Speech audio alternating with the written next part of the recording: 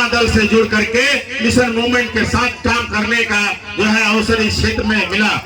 और यह जो कार्यक्रम हो रहा है हमारे महापुरुषों के इतिहास को जानने समझने का इतिहास का कार्यक्रम हो रहा है।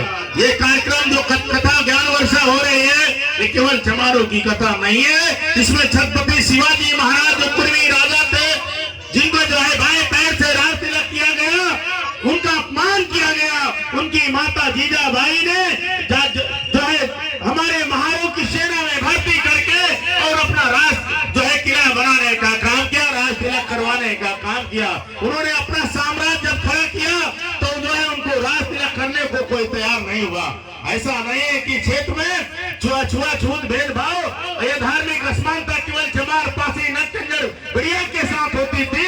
इस देश में कुर्मी काची गड़रिया तेली तमोली नाई भुजी कहा लोहार सुनार, इस जो शूद्र कैटेगरी के लोग हैं इनके साथ भी बड़ा अपमान होता था।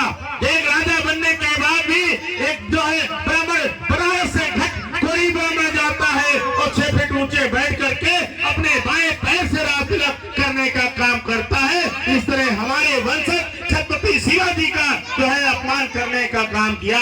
उनके पोता जी जो छत्रपति संभाजी थे, उनका जो है राज तिलक तो हो गया था, उनका सर कलम करके उनको जो है भाले की नोक पर अपने राज में खड़ा कर दिया कि इस देश में कोई कुर्मी कोई यादव कोई जो है अपना साम्राज्य खड़ा करेगा तो उसका यही हाल होगा।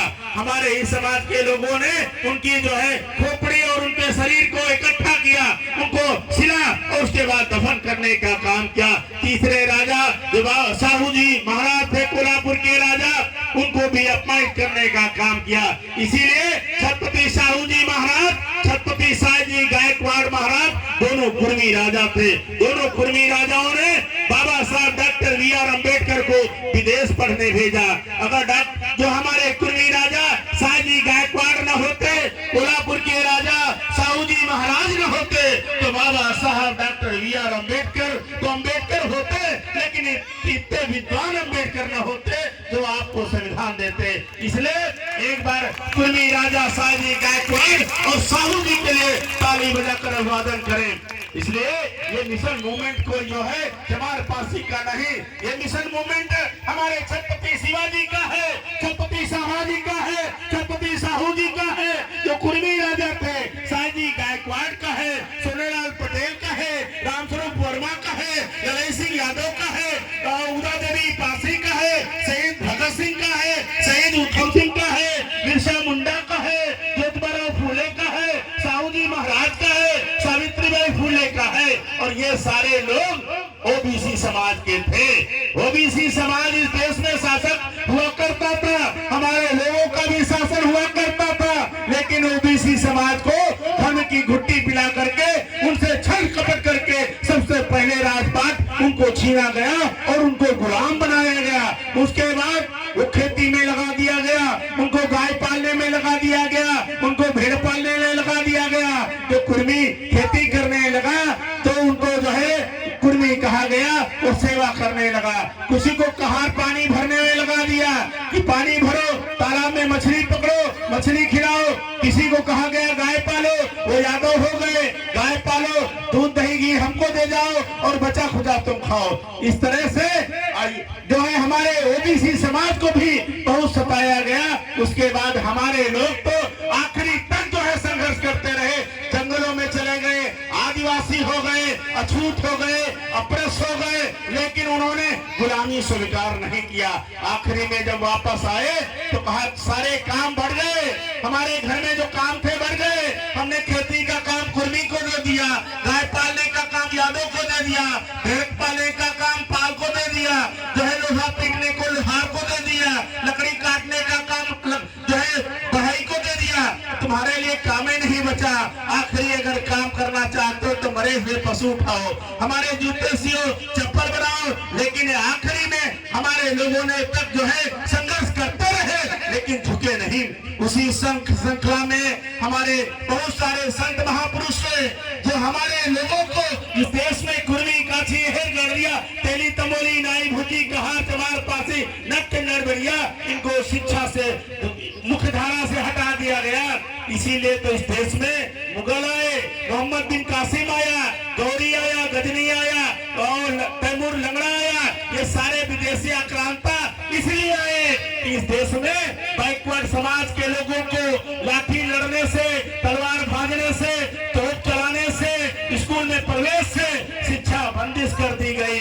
अगर इस देश में ओबीसी समाज जो कहा जाता है, शूद्र समाज जो कहा जाता है, अछूत समाज जो चमारपासी, नटकंजरबेड़िया कहा जाता है, इन लोगों को लड़ने का अधिकार होता तो ये देश कभी मुसलमानों मुगलों का गुलाम न होता।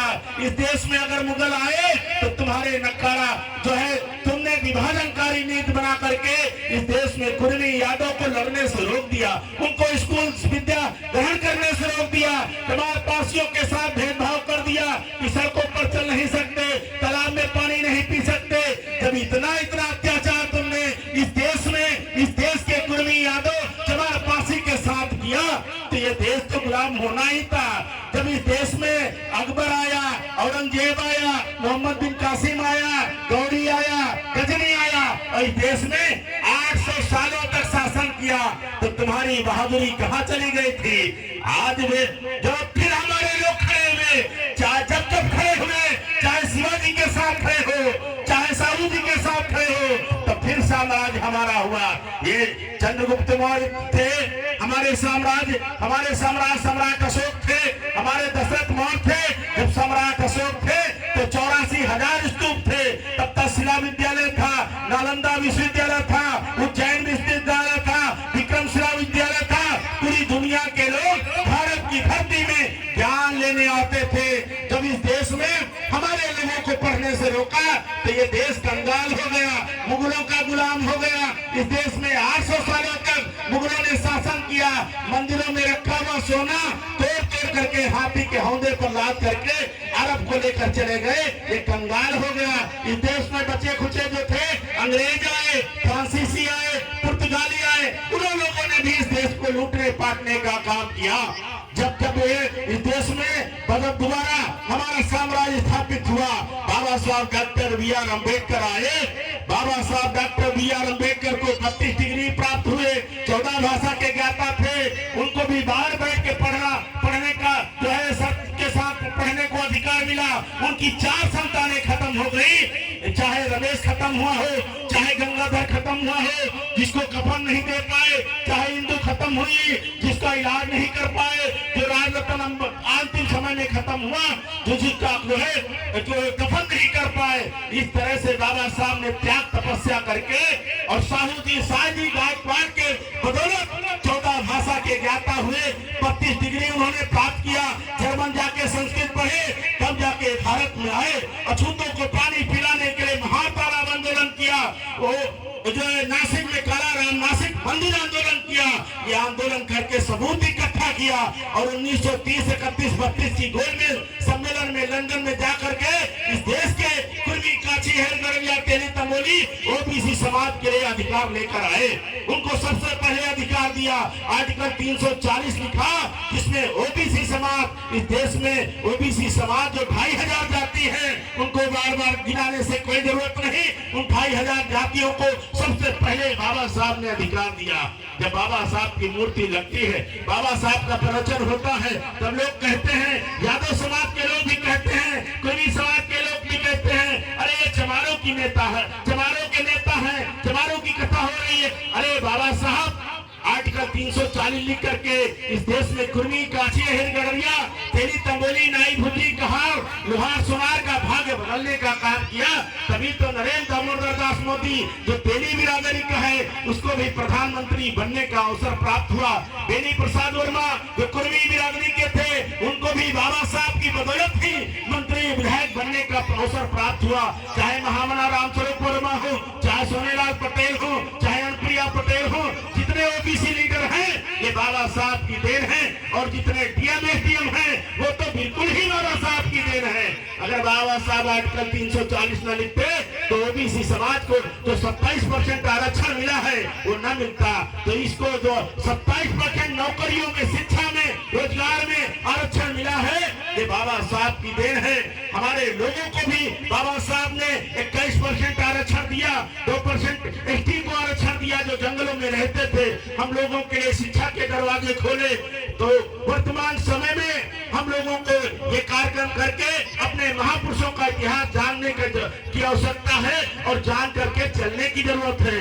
अगर हम कार्यक्रम सुनते रहे और जाकर के ठेके पे दारू पीते रहे, अपनों बच्चों को नहीं पढ़ाया, तो ये मूर्ति में भी जो है, ये मूर्ति है, इसमें माला फूल चढ़ाने से आपका भाग्य नहीं बदलेगा। क्योंकि मूर्तियां तो हमने 33 करोड़ जो 18 हाथ 12 हाथ वाली लोगों के ऊपर जबान चढ़ा दी, गला काट दिया, उन्होंने भगवान तो भाग्य नहीं बदला। तो ये मूर्तियां क्या बदलेंगी? ये बाबा साहब की विचार जो है किताबों में है, किताबों को पढ़ें, अधिकारों को जाने, और जब अपने बच्चों को पढ़ा लिखा करके आगे बढ़ाएंगे और हमारे लोग जब दारू शराब छोड़ेंगे, बाबा साहब के रास्ते पर चलेंगे, हमारी माताएं बहनें अपने बच्चों को पढ़ाने के लिए सवार करके स्कूल भेजें। जब बच्चों को पढ़ा लिखा करके डॉक्टर, इंजीनियर, वकील बनाएंगे, डीएम, एसडीएम बनाएंगे, तो जो आज गरीबी के कारण आपसे मुख मोड़ करके चले जाते हैं, वही आएंगे भैया हमारे आपके दरवाजे, कहेंगे भैया आपका लड़का लेखपाल हो गया है, हमसे 20 लाख रुपया ले लीजिए, ब्रेजा गाड़ी ले लीजिए, शादी कर दीजिए। इस तरह से जब आपके घर में खुशहाली आएगी, आपका जीवन बढ़ेगा, तो केवल शिक्षा से आएगा। शिक्षा वह शेरनी का दूध है, जो पिएगा वो दहाड़ेगा, अपने अधिकारों को जानेगा, अधिकारों के लिए लड़ेगा, वही अपने अधिकारों को बचाएगा।